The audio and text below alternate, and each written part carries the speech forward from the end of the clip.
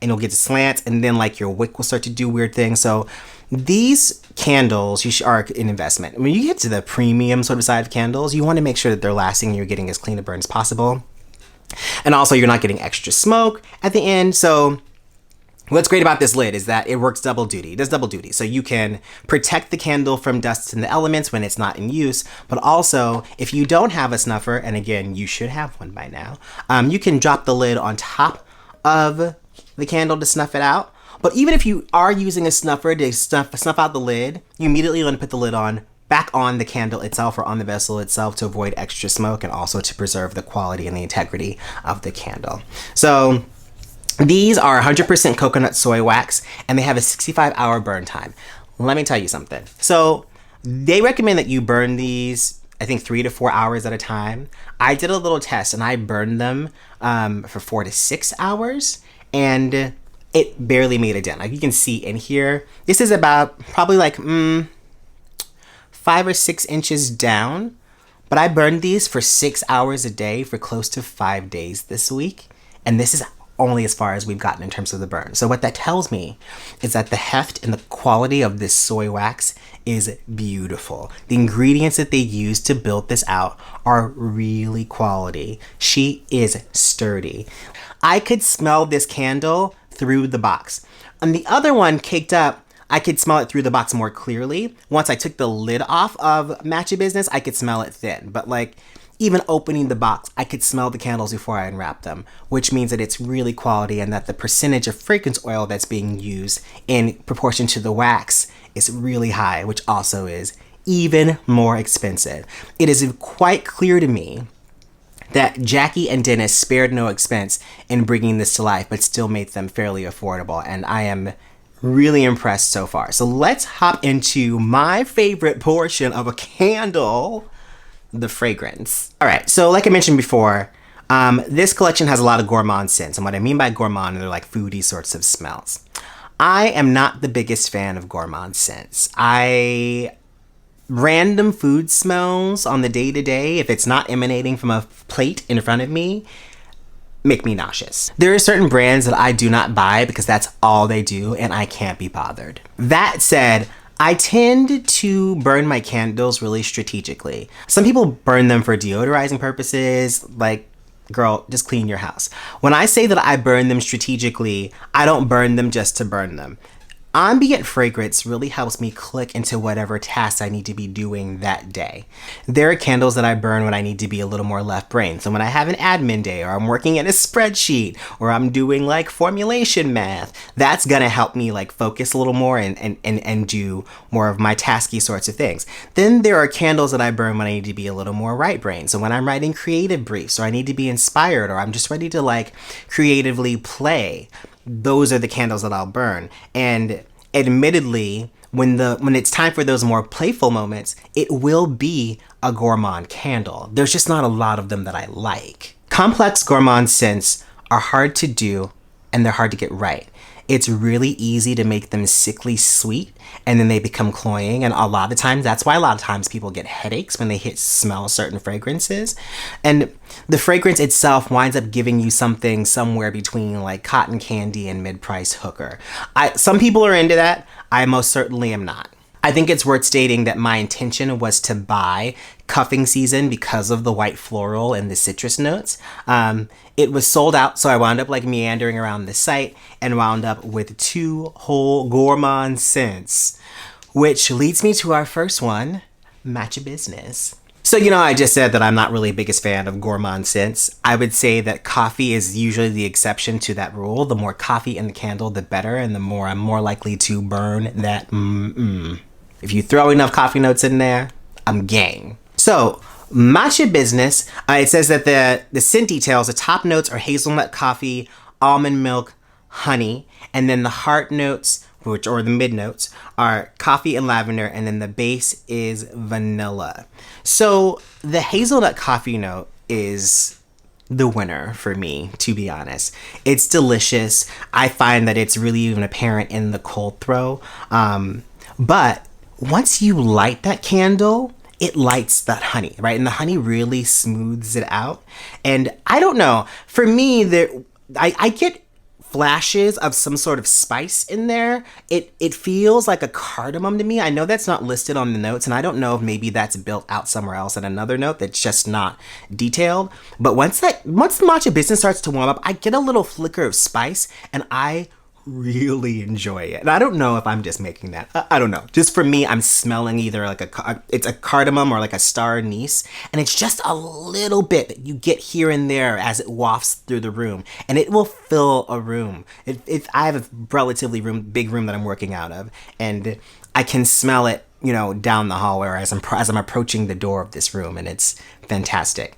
Now, what's not making sense for me though is the almond milk. Like, I'm not really detecting it, and thank God. Have y'all smelled almond milk? She don't really smell like nothing you want. And I know there's probably gonna be some idiot in the comments being like, well, that's commercial almond milk that smells weird. Natural almond milk doesn't. Who got time to be soaking nuts in bags, son? Yeah, so this almond milk is not really detectable. I don't really understand why it's there, but I do have a hypothesis, right?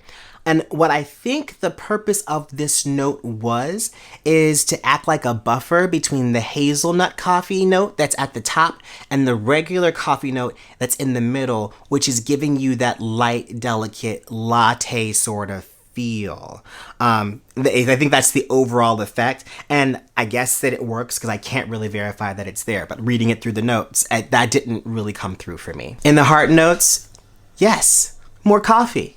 I'll always take that. The lavender in here is really nice too. I'm not really a fan of lavender in my candles, which is why I didn't purchase there's another candle that she has that is very like lavender heavy. I could not be bothered. And it might have been sold out, so it might have been a moot point anyway, but I ran right past her.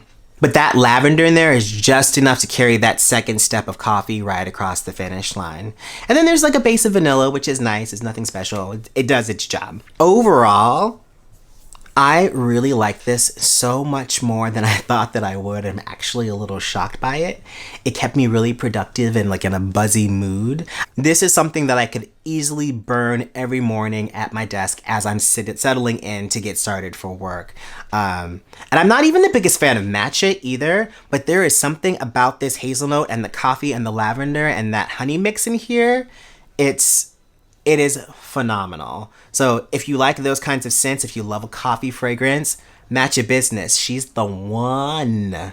Okay, up next we got Caked Up, which is pistachio cake frosting. So let me just go ahead and tell you now, I had some reservations about this one because of the words cake frosting. I hear cake frosting and my mind thinks funfetti, and then I gotta go. So I rolled the dice on this one anyway, and I started to breathe a little easier after I'd spoken to Jackie briefly about it. And she said that this kind of gives pistachio ice cream cake pop. And I died because I love me some pistachio ice cream. And I'm gonna go on a little bit of a tangent here, and I promise you it's related, so just bear with me. I was eating pistachio ice cream, specifically pistachio mochi. I was really enjoying it. And it occurred to me that I love it so much because it tastes just like cherry ice cream. Of course, that begged the question that why this particular nut that doesn't taste anything like a cherry in real life tastes this way in ice cream. And of course, it's me, so I had to go investigate and figure it out. So the results of my investigation lies in another nut, almond. A lot of pistachio ice creams, particularly the cheaper ones that you'll find in supermarkets versus handmade or gourmet ones, contain almond extract. And the almond is an overlapping flavor profile that's found in cherries. Here's why that matters. Tasting cherries is one thing. Smelling them strongly in a home fragrance is another. And I was not sure how these pistachio notes in this candle were gonna fare up against cake frosting, and I was a little concerned. So let's get into the notes in Caked Up. They says that the top notes are roasted pistachio, almond cream, pineapple. The heart notes are honey, jasmine, and coconut. And then the base notes are vanilla bean and musk. Baby, I'm a sucker for musk. So let's talk about these top notes. Roasted pistachio. This is where the genius lies. Jackie, We gonna fight. Okay, so here's the difference. A standard pistachio note runs the risk of losing its really like sharp nutty quality when paired with fruits like pineapple and coconut, and then a bright floral like a jasmine on top of it. But a roasted pistachio, that little bit of burn on the note makes the pistachio jump. That's why the cold throw in this is so intense. That pistachio matched with the mid notes, which we're gonna get to, or the heart notes. The cold throw is insane, but also you get that robust, sharp, nutty pistachio flavor that pushes through once it's lit. Now let's talk about the heart notes. The intense nuttiness of the roasted pistachio is really beautifully balanced with the coconut and the jasmine. So adding the white floral here is really smart because fruits like coconut, particularly coconut, tend to swallow more delicate notes like a honey or an almond cream whole. But this is a really nice counterpoint to that. And in this case, it all blends together really beautifully. And then we have the base notes of vanilla bean and musk. Using vanilla bean here instead of a basic vanilla note, it provides a counterbalance to that robust pistachio that we were talking about earlier. So there's a sharpness that rounds out the general sweetness of the whole thing because it kind of feels like one big fluffy pastry. And the balance here is expertly done.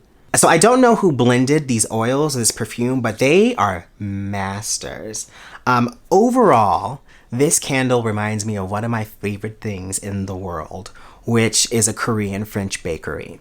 There are all these chains now of these Korean brands, Korean takes on French patisseries, and you'll find them, so usually in your local K-town. Brands like Tous les Jours, there is another one, or Miss M. This particular candle, it feels old world, but it also feels modern at the same time.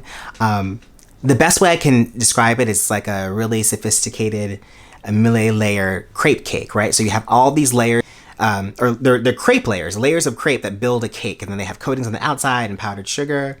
There's layers of flavors here, but there's a new discovery with every single burn. You get a little bit of the pineapple the first time. Well, for me, I got a little bit of the pineapple. Then the second time I burned it, I got more of the almond cream, which also kind of felt like it had a meringue kind of feel to it.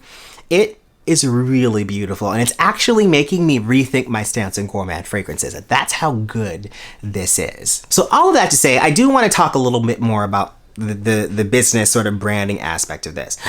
Most candle brands fall into one of three categories: mass, premium, or luxury. When you get into the premium and luxury spaces, the differences really become aesthetic, and oftentimes on the luxury end, on the high end of the price, the juice is really rarely worth the squeeze, right? Like you'll get a $200 candle and you're like, okay, it's $200 because this is how the brand positioned itself, not because you see where $200 has been spent to create said candle. So it's the bridge between mass and luxury where the quality signifiers, like the vessels, like the packaging, like the grade of wax, really become noticeable. As a brand, everybody wants to have these things, but these are the things that really begin to eat into your margins, and you really have to start making hard decisions about what you're going to keep and what you're going to cut, what you can have versus what you can't, especially as a new brand, because you don't necessarily know how people are going to respond, but you want to give people the best possible experience. I have to say that this brand, Forever Mood, has really found